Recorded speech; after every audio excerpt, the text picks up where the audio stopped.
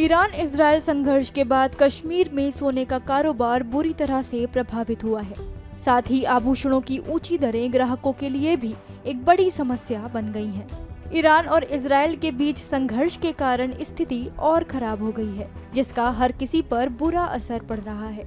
यही कारण है कि सोने के व्यापारियों का कारोबार बंद होने के कगार पर आ गया है।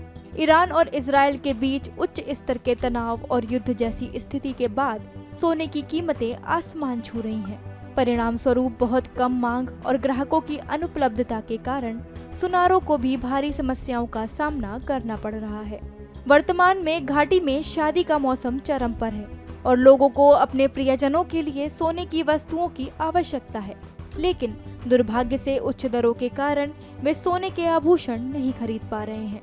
लोग प्रियजनों को उपहार के रूप में नकद भुगतान करना पसंद कर रहे हैं, तो वहीं मध्यम वर्ग के लिए उच्च दरों पर सोने की वस्तुएं खरीदना संभव ही नहीं हो पा रहा है।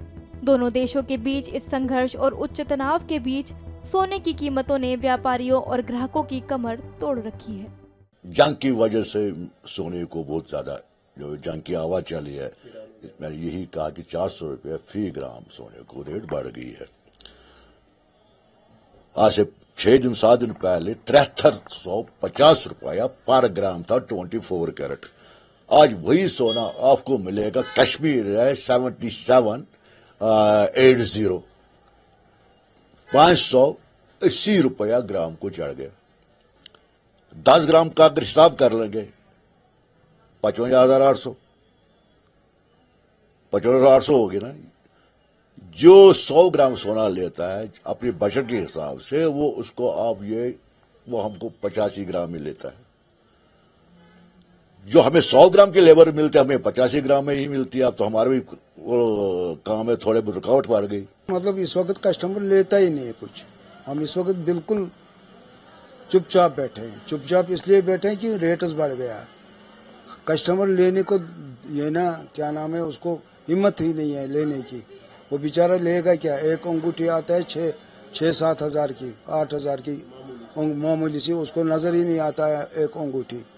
पौंड ले लो तो 65,000 पौंड है। पौंड इतना सा है, 65,000 में पौंड आता है। तो वो बेचारा बोलता है क्या ले लूं, या सेट देखेगा। सेट 5 लाख 6 लाख का आता है, तो आता है छोटा। रेट्स बढ़ने के कारण से ये मतलब जो ईरान का जंग हो गया, जो इससे पहले जो जंग हो गया, दूसरा क्या था यूक्रेन वगैरह का जंग हो गया, उससे सोना बढ़ गया है। सोना बढ़ने से यहाँ मुझे लगता है कस्टमर आजकल कैश ही देता है। आजकल ये सोना वोना नहीं देता है, क्योंकि वो बेचारा अफोर्ड ही नहीं करता है। जी, हमें परेशानी तो होती है। अभी लेबनान में जो आप सुन रहे हैं, बाकी खबरों में जो आ रहा है, लेबनान, ईरान वगैरह, फ़लस्तीन में जो अभी हालात है, तो उस वजह से इस इंटरनेशनल में मार्केट में थोड़ा रेट ज़्यादा होती है। तो इस वजह से अगर हम अमीर और गरीब में फर्क नहीं रखते हैं, लेकिन गरीब उसमें फंस जाता है। लेकिन जो आप जो हमने देखा, आप भी सोना देख रहे थे जी, कितनी मुश्किल होती है परचेज करना जी? डिफरेंट मुश्किलात तो बहुत सारी होती है, लेकिन जो गरीब होते हैं उनको थोड़ा ज्यादा दिक्कत होती है।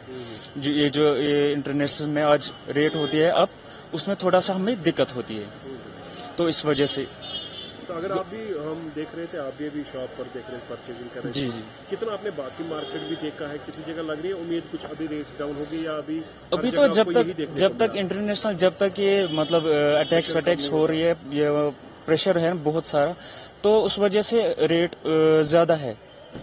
तो जब तक ये इंटरनेशनल मार्केट में थोड़ा कमी सुधार नहीं आएगा, तब तक तो रेट ज्यादा ही होता है।